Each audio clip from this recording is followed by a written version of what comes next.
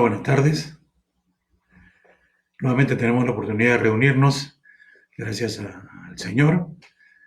Y bueno, quiero saludar a cada uno de ustedes y decirles que, bueno, extrañamos mucho a los hermanos, a todos ustedes, toda nuestra iglesia reunida.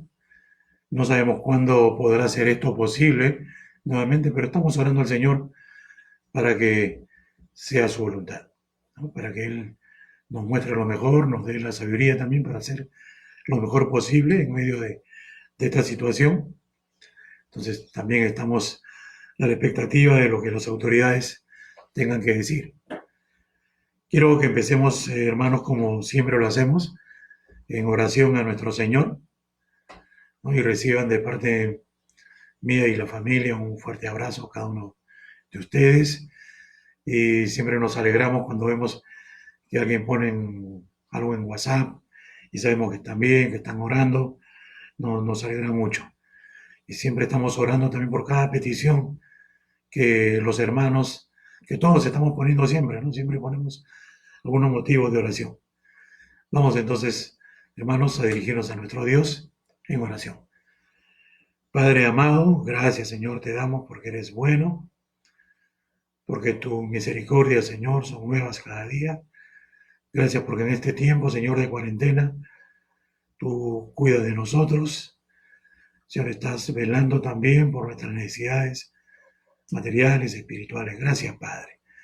Gracias te damos también, Señor, por esta nueva oportunidad de reunirnos con los hermanos para compartir tu palabra. Y pedimos, Señor, tu dirección en este tiempo. En el nombre del Señor Jesús. Amén. Quiero invitarles, hermanos, a abrir sus Biblias en el libro de los Hechos. Vamos a ir hasta casi el final del libro, el capítulo 27.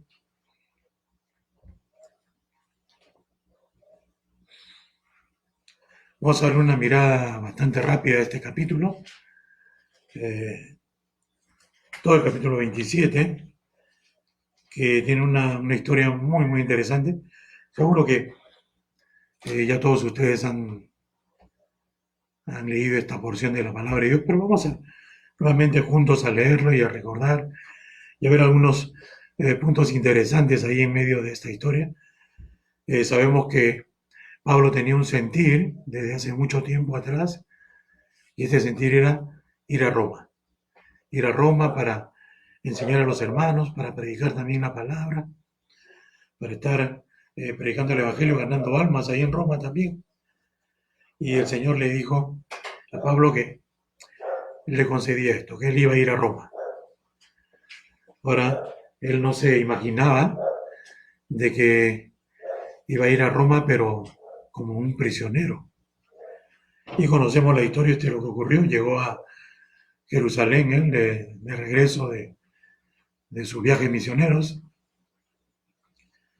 y ahí fue arrestado, estuvo un buen tiempo en prisión, y finalmente, como no había ninguna eh, esperanza de ser soltado, aparentemente, sino que las cosas se ponían bastante malas, él apeló a César. Dijo, quiero ir a Roma, soy romano, apelo a César. Y es en ese contexto que él es enviado a Roma con un centurión. Entonces ahí podemos saber también de que este centurión iba con un grupo considerable de soldados. Entonces vamos a ir viendo algunos puntos en este capítulo. Vamos a ver primero cómo se llamaba el centurión, porque curiosamente la escritura pone el nombre de este centurión. Y si usted se ha dado cuenta en la Biblia, hay varios centuriones mencionados en la palabra de Dios. Y la Biblia dice que este hombre se llamaba Julio, de la compañía Augusta. Y nos cuenta también la historia bíblica en el verso 2, que Pablo no iba solo. Le acompañaba Aristarco, un creyente macedonio de Tesalónica, y Lucas. Lucas es el que escribe, ¿no? Y siempre él se incluye en el grupo. Entonces iban estos tres hermanos, incluyendo a Pablo, y estos dos no eran presos, pero estaban acompañando a Pablo, ¿no? Qué ejemplo tan bonito de solidaridad, de compañerismo, ¿no? Cuando si alguien va a la cárcel, bueno, yo me mantengo un poco lejos, no voy a tener el mismo destino, pero no, aquí ellos están con Pablo en este viaje y ahí vemos inclusive en la descripción de la nave en la que se embarcan y todo el tiempo que les lleva a tomar, llegan a otro puerto, en Mira, en la ciudad de Licia, dice el verso 5, y el verso 6, el centurión dice, hay otra nave alejandrina que iba donde ellos querían ir, a Italia, y ahí se embarcan. Pero la navegación desde ahí es difícil, porque el verso 7 nos dice que muchos días, navegando muchos días despacio, y llegando a duras penas frente a Gnido, dice versículo 7, eh, porque nos impedía el viento, perdón, navegamos a Sotavento, a Creta, muy cerca de la costa. Ellos están ahí enfrentando un viento fuerte y llegan a Salmón. Dice, costeándolo con dificultad, llegamos a un lugar llamado Buenos Puertos. Llegan a esta ciudad, a este puerto, que tenía este nombre, Buenos Puertos, y ha pasado ya mucho tiempo, dice el verso 9. Era un periodo peligroso para la navegación. En el verso 9 leemos, y habiendo pasado mucho tiempo y siendo ya peligrosa la navegación, por haber pasado ya el ayuno, Pablo los amonestaba. Entonces, este es el mes de octubre, es un tiempo malo para navegar en el mar Mediterráneo. Habla del ayuno, es el día de la expiación. Estos eran los meses que seguían al otoño, había empezado el otoño, estos eran los primeros meses de otoño, octubre en este caso, y era un tiempo malo para la navegación. Vientos muy fuertes, ¿no? Mal tiempo realmente. Era un tiempo en que normalmente las naves invernaban, esperaban ahí que pasen los malos tiempos para seguir navegando. Ahora, hay una exhortación de parte de Pablo, una amonestación, y esto es porque Pablo, sabiendo nosotros cómo era Pablo, era un hombre que siempre estaba en oración, siempre en una situación así, y en todas las situaciones Pablo estaba orando al Señor, pidiendo guía, dirección y en todo, y seguramente Pablo había estado consultando al Señor también. Y en el verso 10 dice, la amonestación de Pablo. Varones, veo que la navegación va a ser con perjuicio y mucha pérdida, no solo del cargamento y de la nave, sino también de nuestras personas. Esa es la amonestación, la advertencia que le da Pablo a estos hombres. Ahora, ¿cómo Pablo puede saber esto?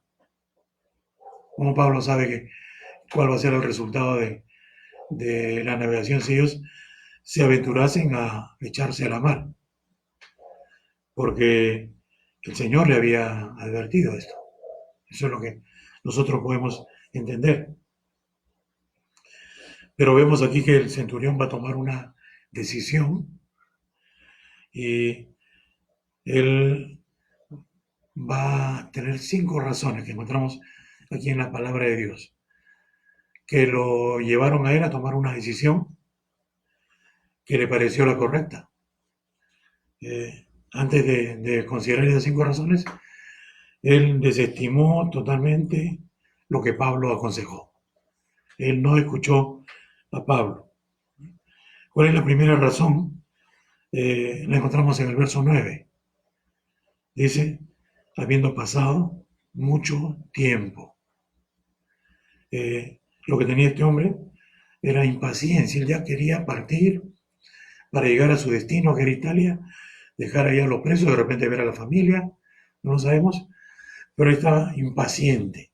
Entonces, una de las primeras cosas que él toma en cuenta para tomar esta decisión es su impaciencia. Ya estaba pasando mucho tiempo, ¿no? El segundo punto que él toma en cuenta lo encontramos en el verso 11.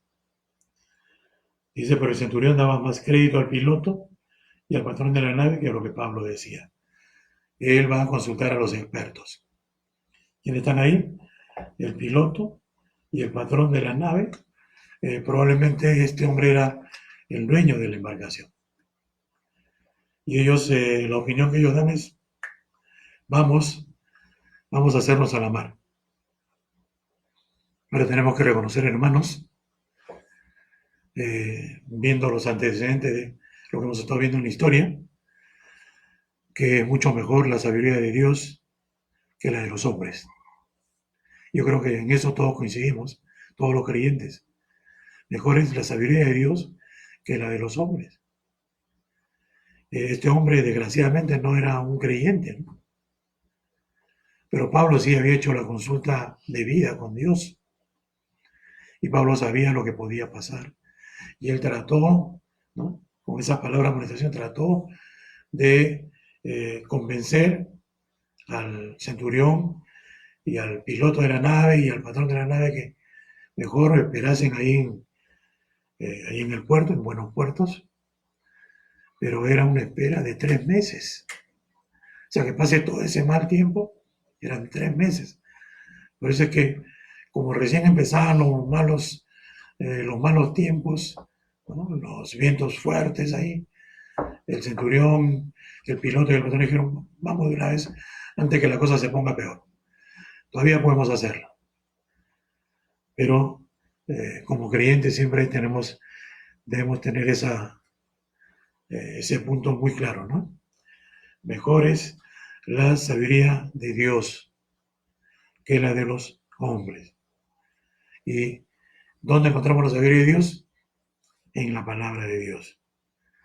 Además, los creyentes tenemos la oración también para consultar a Dios. Y eso es lo que Pablo había hecho. Ahora, no todos pueden tener la sabiduría de Dios, no todos pueden tener esa posibilidad de orar al Señor, solo los creyentes.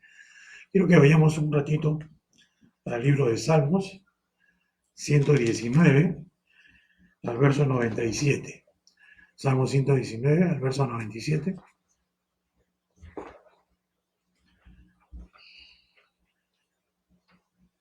Toda esta porción, que son 8 versos, de esa letra del alfabeto hebreo, men, hablan de esto, ¿no?, de la sabiduría de Dios. Pero voy a leer solamente los 2 primeros versículos. Dice, oh, cuánto amo yo tu ley, todo el día es ella mi meditación. Entonces vemos ahí una práctica, una disciplina del estudio de la palabra de Dios de este hombre. Y miren lo que dice el 98. Me has hecho más sabios que mis enemigos con tus mandamientos, porque siempre están conmigo. ¿Cuál es el resultado de la disciplina en la palabra de Dios, de la lectura continua en la vida? Sabiduría. Sabiduría. Y hermanos, cuando se presente una situación en la que necesitamos de sabiduría para tomar una decisión, si no lo hemos estado haciendo, vamos a extrañar, ¿no?, y vamos a ver lo malo que ha sido no darle la debida importancia al estudio de la meditación de la palabra de Dios para tener sabiduría y poder decidir correctamente. Necesitamos no solamente conocimiento, necesitamos la sabiduría que viene de Dios. Esa sabiduría que nos ayuda para vivir la vida. Eso es muy, muy importante. El tercer punto que tuvo este hombre en cuenta para tomar una decisión, lo vemos en el verso 12. Y siendo incómodo el puerto para invernar, la mayoría acordó zarpar también de allí. Entonces, era el tercer punto que él consideró, fue la incomodidad. 3 meses en un lugar que no les ofrecía la comodidad para invernar. No, que vamos a estar aquí en este lugar tan incómodo, feo, ¿qué sería, no? Pero encontramos esa descripción aquí en el versículo 12, muy siendo incómodo el puerto para invernar. Ese fue un elemento que sumó ahí para que el centurión tome esa decisión. El 4 fue la decisión de la mayoría. y ahí lo leímos ya, la mayoría acordó zarpar también de ahí, por si pudiesen arribar a Fenice, puerto de Creta, que mira al nordeste y sudeste, e invernar ahí. Entonces, ya la decisión fue llegar a un puerto mejor, a buscar la comodidad, no la seguridad, sino la comodidad. También pesó eso, ahí en la decisión que finalmente fueron ellos a tomar. Hubo una votación, ahí, ¿no es cierto? Y Pablo perdió Pablo. Usualmente en la Biblia, la mayoría no tiene la razón. Usualmente en la Biblia, la mayoría se equivoca. Cuando Moisés envió a los 12 espías, la mayoría dijo, no, no vayamos. Solamente 2 dijeron, vamos a tomar la tierra prometida. Vemos la historia también de las desobediencias del pueblo de Israel. La mayoría está en la idolatría, la mayoría está en la rebelión, la mayoría está en la desobediencia, la mayoría no consulta a Dios. Aquellos que son fieles al Señor, obedientes, que temen su palabra, son los menos. Y aquí este hombre también, pues, consideró lo que la Biblia decía y se equivocó. Ahora, en el día de hoy, vemos una excusa muy frecuente en los creyentes muchas veces. Cuando estamos jóvenes, con mayor razón, se ve con más frecuencia. Dice, todo el mundo lo hace. Todo el mundo lo hace. Entonces, yo también lo puedo hacer. Yo también quiero hacerlo. Porque todo el mundo lo hace, entonces está bien, ¿no? Y cuando de repente escuchan el consejo de los mayores, pero mira, nosotros somos creyentes, pero todo el mundo lo hace y yo también quiero hacerlo y nos ponemos un poco tercos muchas veces y nos ponemos rebeldes ahí, no, yo quiero. A veces se desoye el consejo de la sabiduría que viene de la palabra de Dios y mirando a la mayoría, a veces somos persuadidos a tomar decisiones equivocadas que definitivamente después nos pasan la cuenta. Las malas decisiones van a tener consecuencias.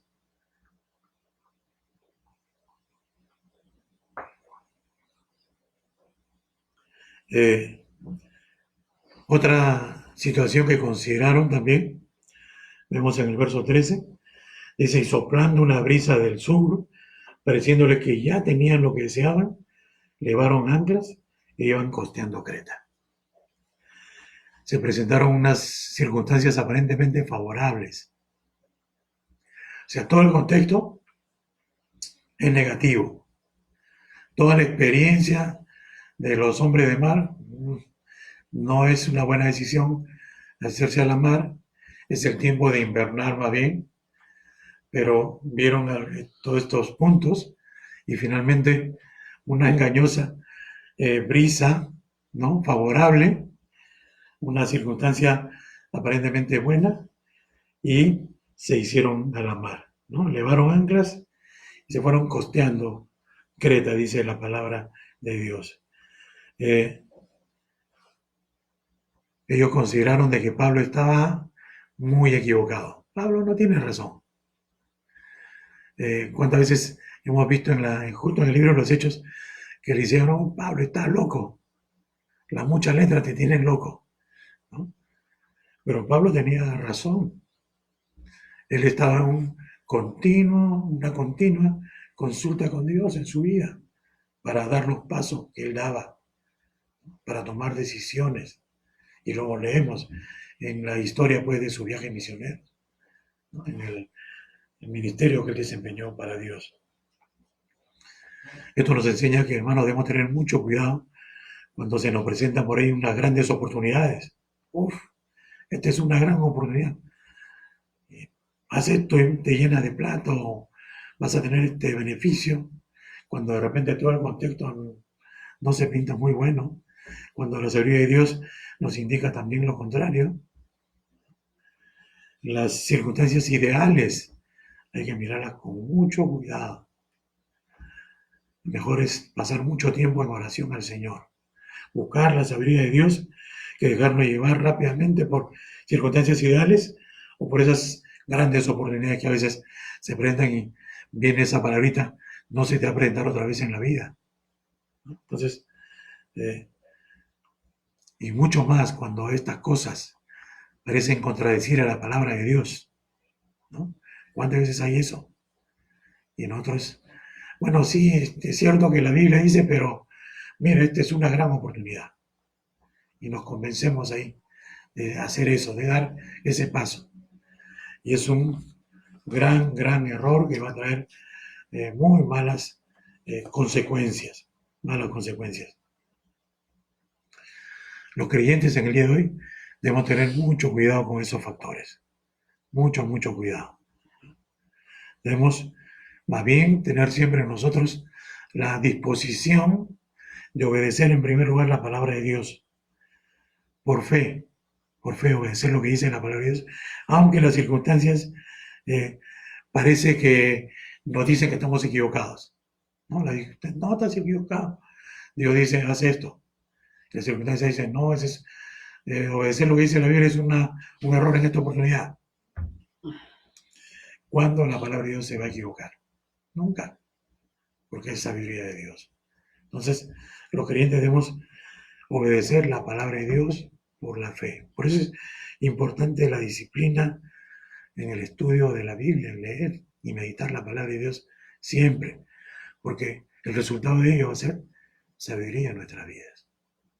Porque cuando hacemos eso estamos demostrando que queremos depender de Dios. Entonces el consejo de Dios va a venir cuando más lo necesitamos.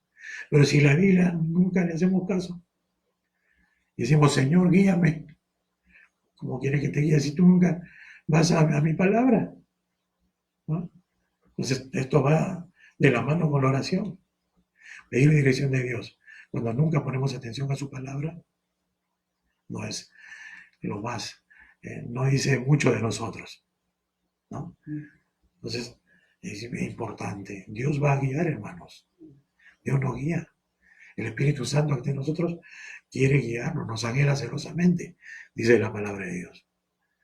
Entonces debemos reconocer qué es lo que Dios dice, deleitarnos en su palabra, buscar la sabiduría que viene de su palabra, y podemos orar ahí con toda confianza, orar en base a la palabra de Dios, y vamos a tener la sabiduría cuando nosotros la requiramos, ¿no es cierto?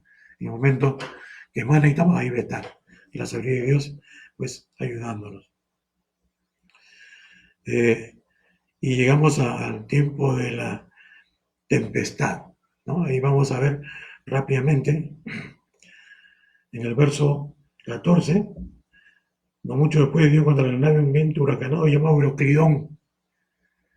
Significa un viento que venía del norte y del este, algo así, una cosa, pero un viento tremendo, ¿no? Eso, un viento huracanado, terrible, vino sobre la nave. Primero habían tenido ustedes seguro una pequeña brisa, ¿no? Parecía que tenía lo que querían, pero una vez que se hicieron a la mar vino un viento que la nave no podía luchar con ese viento.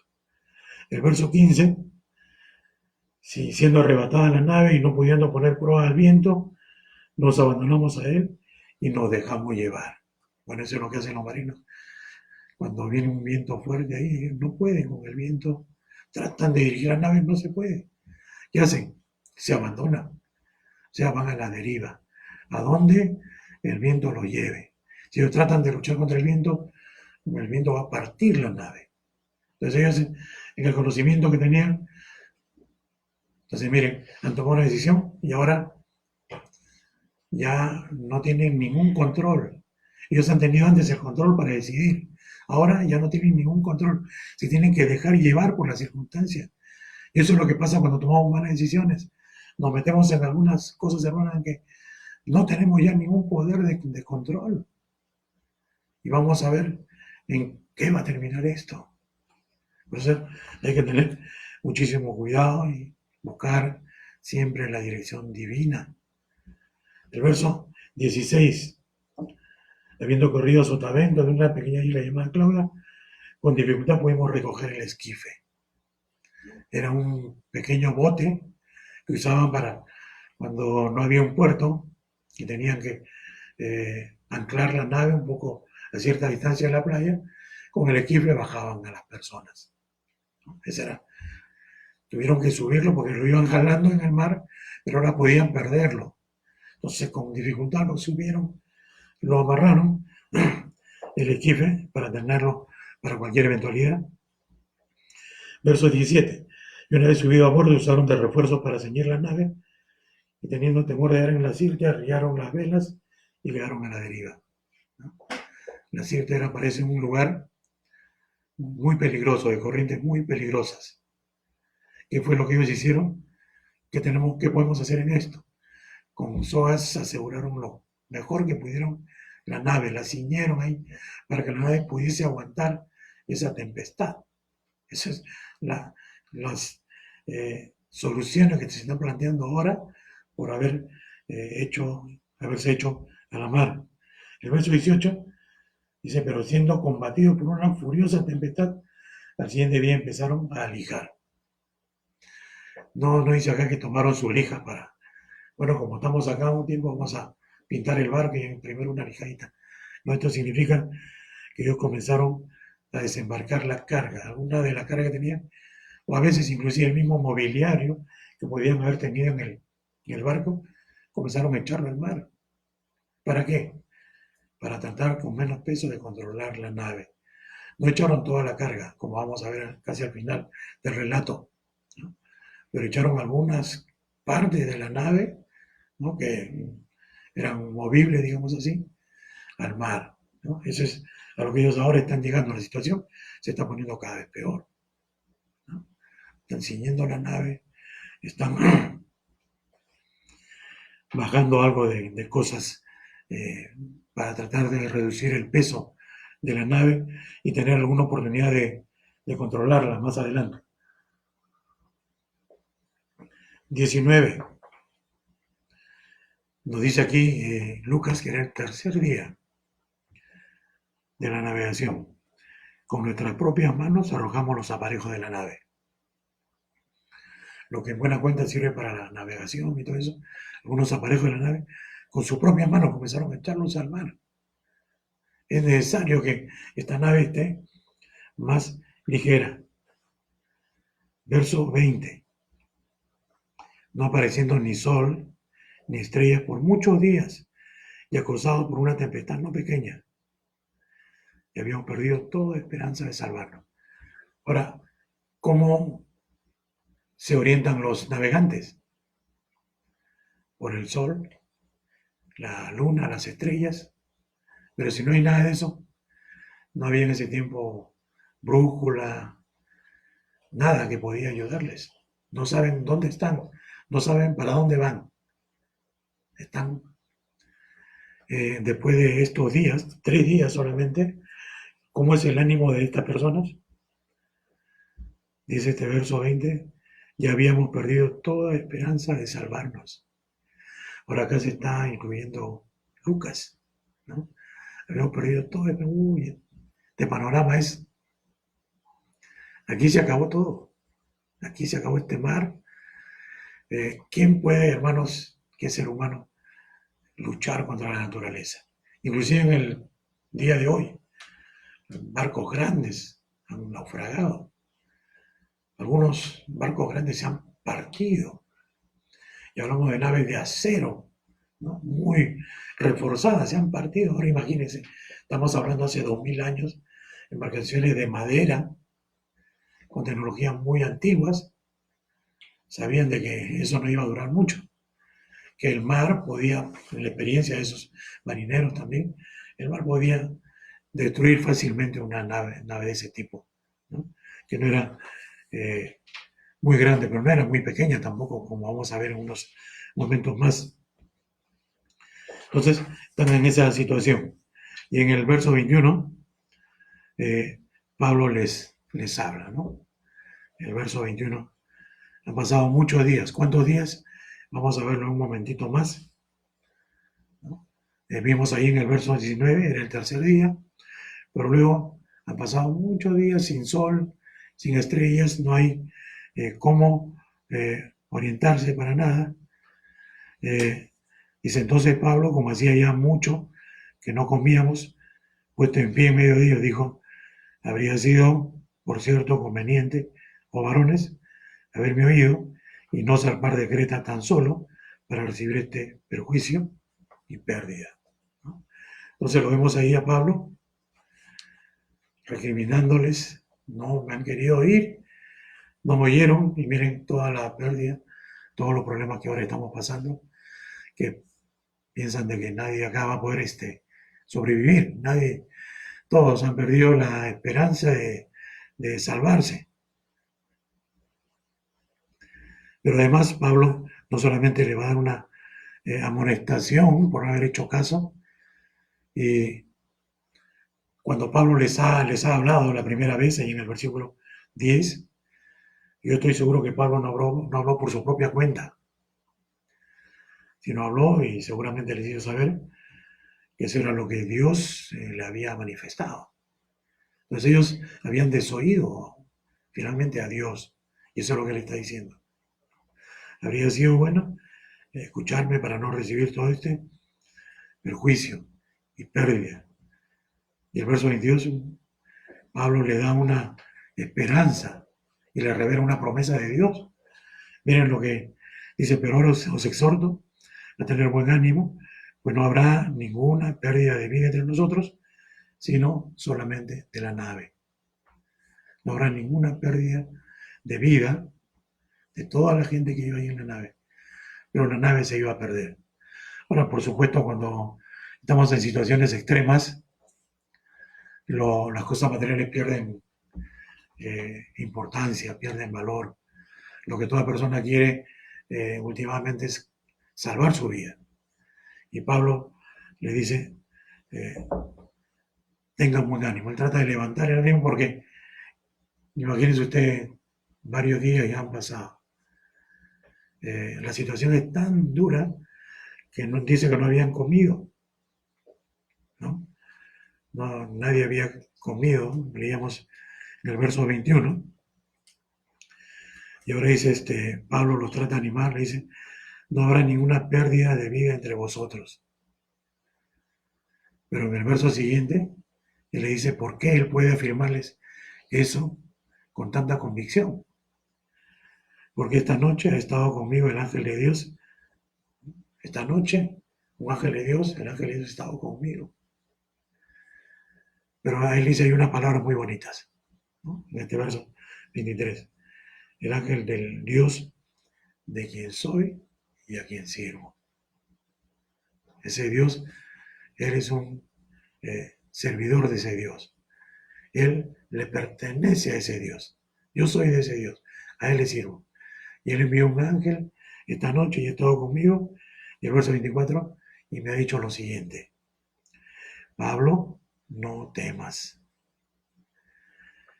Usted debe coincidir conmigo en que en varias ocasiones en que vemos ahí una manifestación de Dios de esa manera, con algunos de sus siervos, lo primero que hace es decirle, no temas.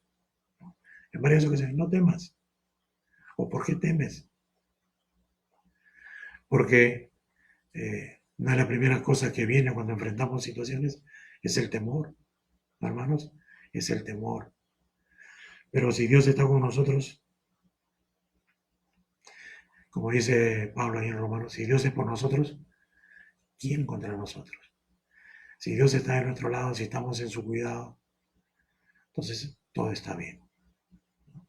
Pueden haber circunstancias difíciles y todo, pero el creyente puede sentirse seguro, confiado, esperando en el Señor, esperando en su voluntad, que siempre va a ser buena, siempre va a ser la mejor, va a ser perfecta.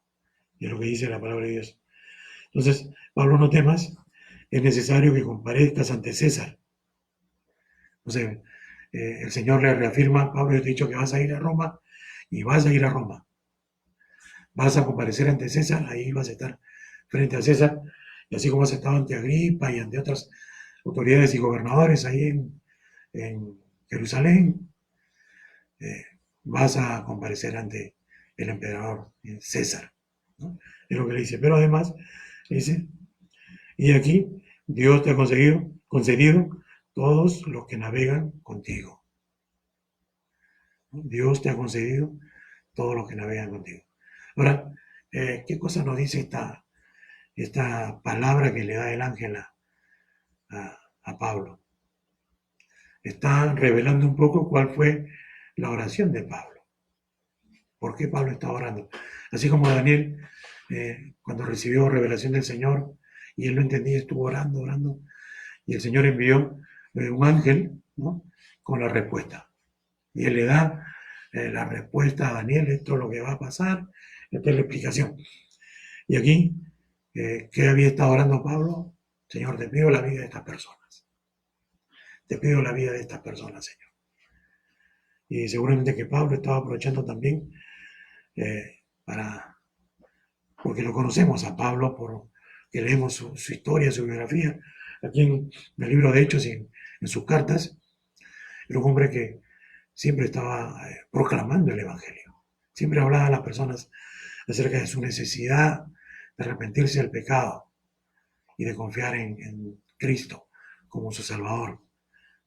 Entonces, él ha pedido la vida de estas personas. ¿Y cuál es la respuesta del Señor? Pablo, el Señor te ha concedido. Qué bonito, ¿no? Dios te ha concedido todos los que navegan contigo. Yo creo que esa es como una bonita enseñanza para nosotros. ¿Cuántas personas que conocemos que están ahí viviendo su vida, enfrentando las tormentas de la vida, sin esperanza, sin Dios? Y nosotros deberíamos estar orando al Señor, ¿no? Señor, concédeme esta persona. Señor, que ella pueda conocerte como su Salvador. Que yo le hable, Señor, y tú puedas tocar su corazón, ¿no? Y aquí el Señor le concedió la vida de todas las personas. Y vamos a ver más adelante cuántos serán.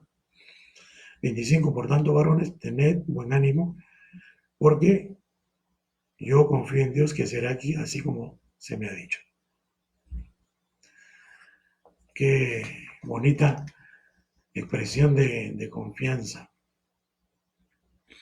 Tener ánimo, yo confío, yo confío, dice Pablo, en Dios, que va a ser así como Él ha dicho, así va a ser. Yo confío en Dios. Y es una lección también para los creyentes de todas las épocas.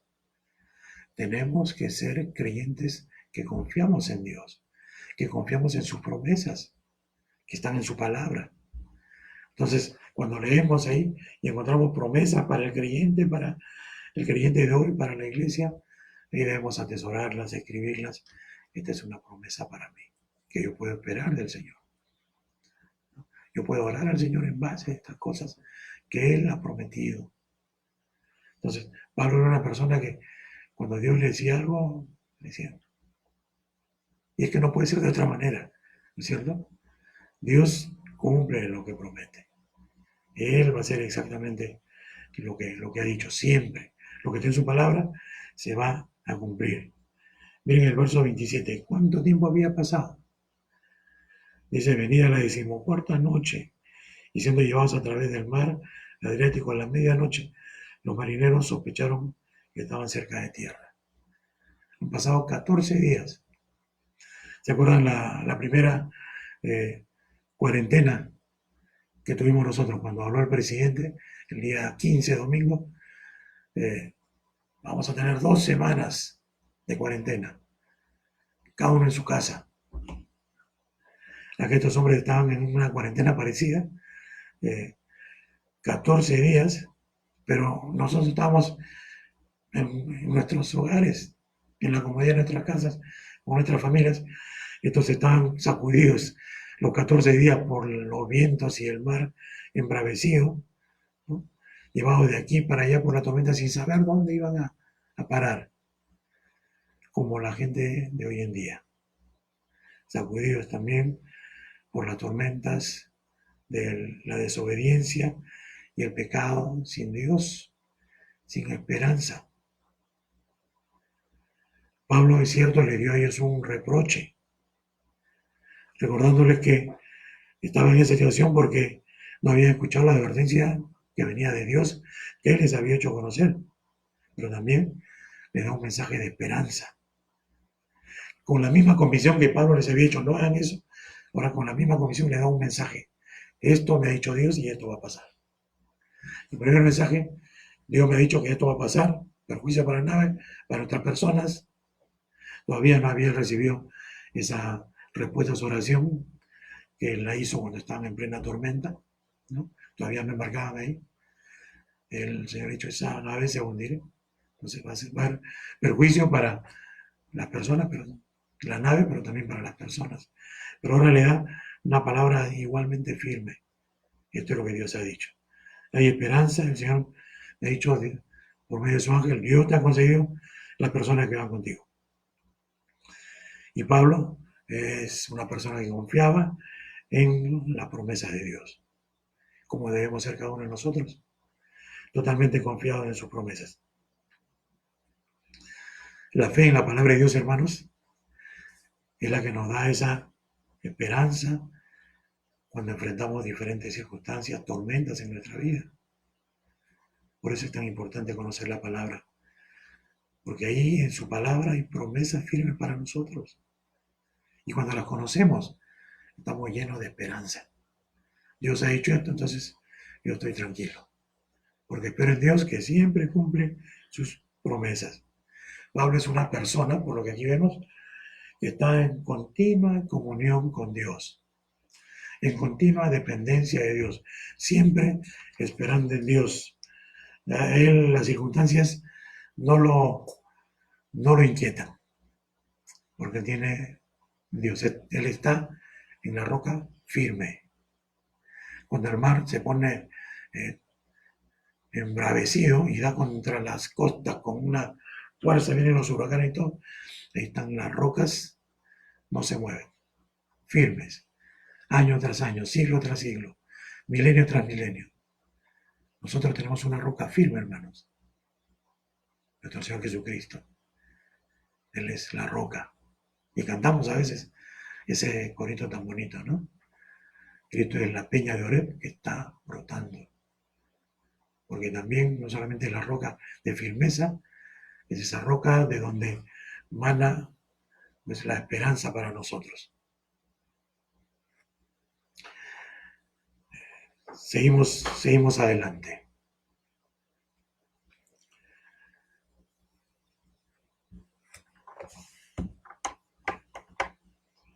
El verso 30, vamos a irnos hasta el verso 30, porque veíamos que los marineros habían intuido que había por ahí, estaban cerca a tierra, y echaron la sonda, ¿no?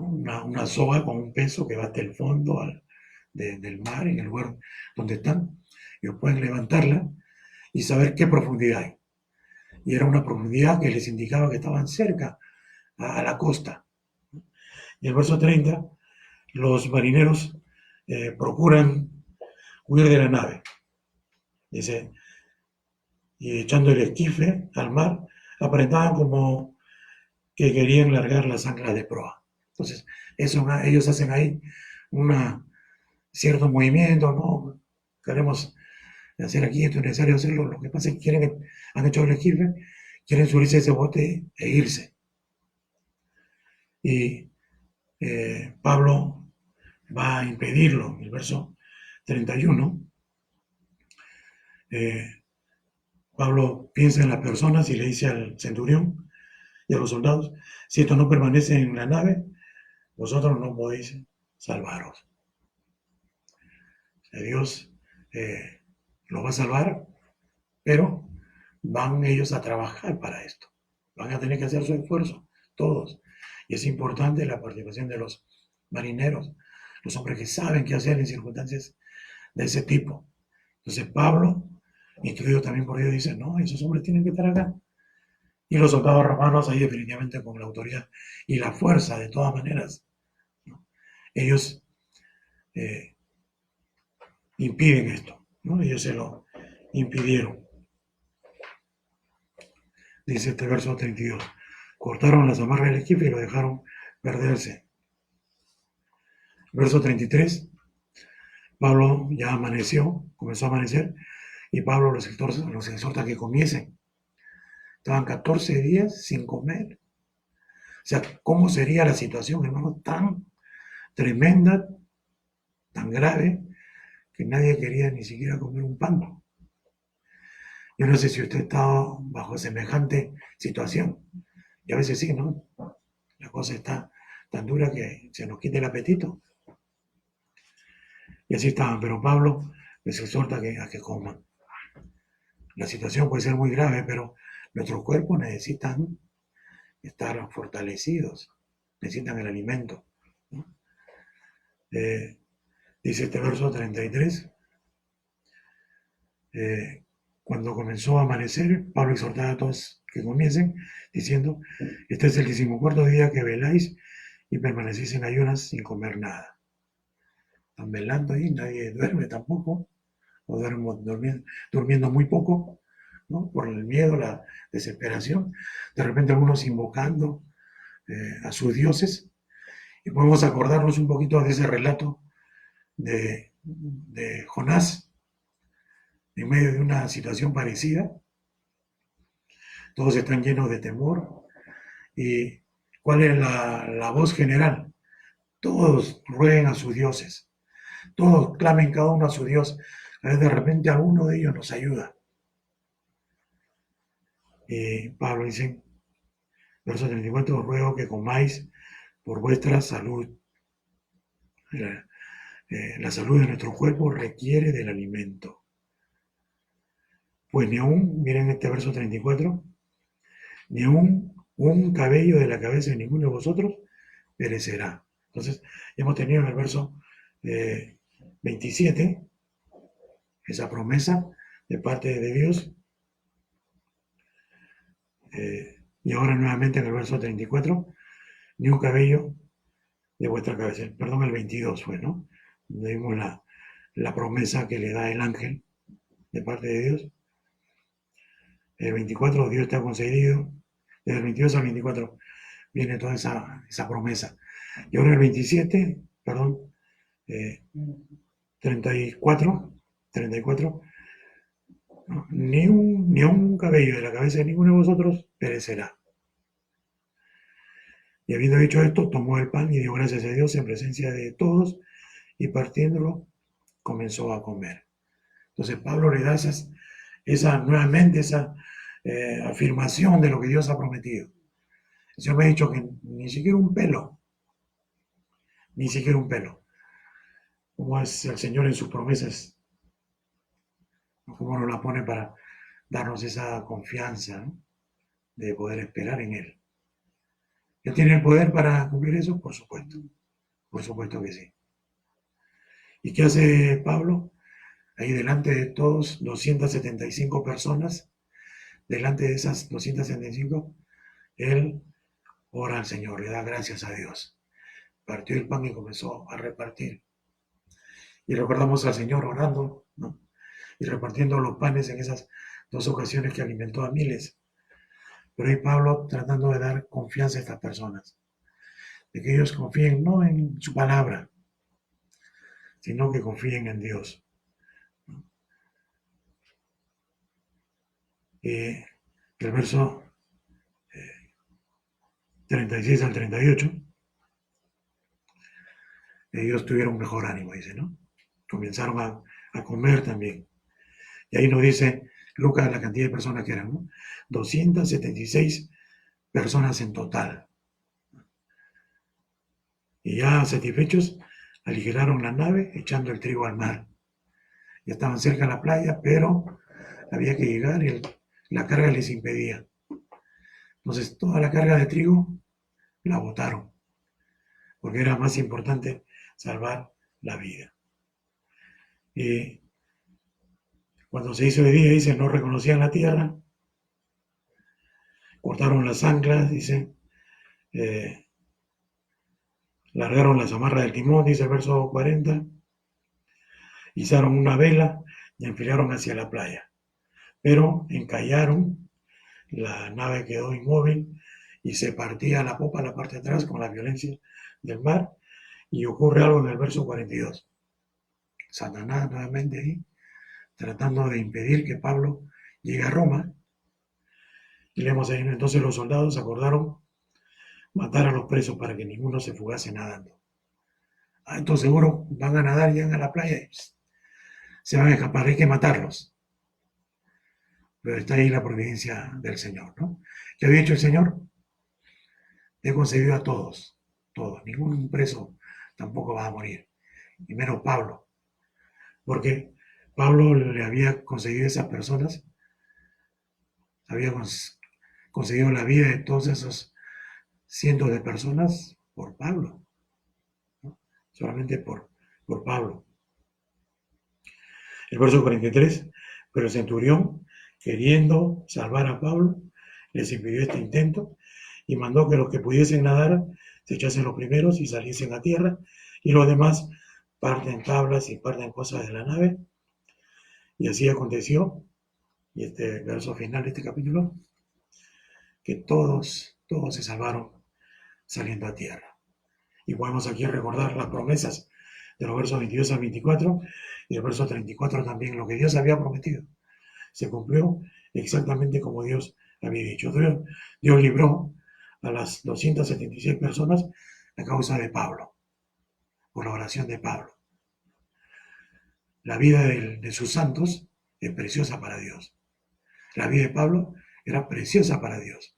Hermano, hermana, su vida, mi vida, son preciosas para Dios. Tienen mucho valor. ¿Por qué? Porque costaron la sangre de su Hijo. Dios además nos ama, ¿no? Juan, que es la carta que hemos empezado a estudiar esta mañana, dice en el verso 3:1, perdón, capítulo 3, verso 1, dice, mirad cuál amor nos ha dado el Padre, para que seamos llamados hijos de Dios. Estaba su hijo ahí, Pablo, su hijo Timoteo, y también ese otro hermano, en la nave Aristarco, sus hijos del Señor, y el Señor preservó la vida de todos por amor a sus hijos. Y podemos recordar cómo ahí en Sodoma y Gomorra, Dios, por causa de 10 justos, estaba dispuesto a perdonar a Sodoma y Gomorra. Imagínense, por causa de 10 justos. Ahora, Dios tiene sus juicios sobre el mundo, porque la iglesia está aquí, pero cuando la iglesia sea llevada por el Señor, cuando seamos arrebatados, la Biblia dice que los juicios de Dios van a venir sobre este mundo, van a venir con todo, porque nada ya va a detener los juicios de Dios, porque su iglesia, sus santos ya no van a estar aquí. Satanás trató de impedir que Pablo llegase a Roma, pero la palabra de Dios prevaleció. Hermanos, siempre la palabra de Dios prevalece. Ya Pablo se lo había dicho al Señor, y lo que él dice siempre se va a cumplir. Yo quiero que veamos un versículo para terminar. Vamos a ir a 1 Reyes capítulo 8, verso 56. Reyes 8, 56. Vamos a leer ahí. Esta es la oración de Salomón. Dice, bendito sea Jehová, que ha dado paz a su pueblo Israel, conforme a todo lo que él había dicho. Ninguna palabra de todas sus promesas que expresó por Moisés su siervo ha fallado. Y los hombres, a través de la historia de la humanidad, hermanos, aquellos que temen a Dios, los que ahora tememos a Dios, en este tiempo también podemos dar fe de que ninguna de las palabras de Dios, ninguna de las palabras que Dios ha dicho, ha fallado, ni van a fallar. Porque el mismo Señor Jesucristo también dijo, ¿no? Los cielos y la tierra pasarán, pero mi palabra no pasará. Todo lo que Él dice se va a cumplir. Y en eso, hermanos, en eso, los creyentes basamos nuestra confianza, nuestra esperanza, nuestra seguridad. de que Dios no cambia, es el mismo ayer y hoy y siempre. Entonces, tenemos aquí en esta historia algunos indicadores importantes que debemos considerar para tomar decisiones. Y sabemos de que lo que Dios dice siempre se va a cumplir. En Dios, hermanos, a pesar de que la situación se presente muy difícil o imposible, en Dios podemos confiar de que estamos en sus manos, estamos en su cuidado y que para Él nuestras vidas, nuestras personas son preciosas también. Que Él nos ama y siempre está a nuestro lado. Gracias al Señor por su palabra. Ha sido un gusto llegar a todos sus hogares de esta manera. Hermanos, que el Señor esté cuidando de cada uno de ustedes. Vamos a seguir en contacto en todos estos días. ¿No? El Señor bendiga a cada uno y continuemos usando bien este tiempo. Algunos que, bueno, de repente tienen el tiempo un poquito más restringido porque están trabajando desde casa, pero otros no lo están haciendo. Entonces, es un tiempo para poder dedicarlo a la oración, también al estudio de la palabra de Dios. Vamos a terminar, hermanos, con un tiempo de oración para despedirnos. Padre bendito, te agradecemos, Señor, por tu palabra, porque, Señor, nos llena de confianza, de esperanza. Señor, porque sabemos que podemos confiar en ti en todo momento y circunstancia, porque tú eres mayor, Señor, que los problemas que nos afligen, mayor que los sufrimientos, que las situaciones difíciles que nosotros no podemos enfrentar ni tenemos las fuerzas. Pero, Señor, tú todo lo puedes y tú eres, Señor, quien cuida de nosotros. Gracias porque sabemos, Señor, que como Pablo era importante y precioso para ti. Señor, en tu palabra tú nos dices que también nosotros te importamos, somos importantes y nos amas, Padre. Gracias por esta oportunidad, Señor, de poder abrir tu palabra, meditar en ella, Señor. Y Padre, la conclusión de todo esto es que salimos, Señor, confortados, contentos, Señor, con tu palabra. Gracias, Señor. Te agradecemos por todo. En el nombre del Señor Jesucristo. Amén. Hermanos, muchas gracias. El Señor los bendiga. Será hasta la siguiente oportunidad. Estemos orando los unos por los otros siempre.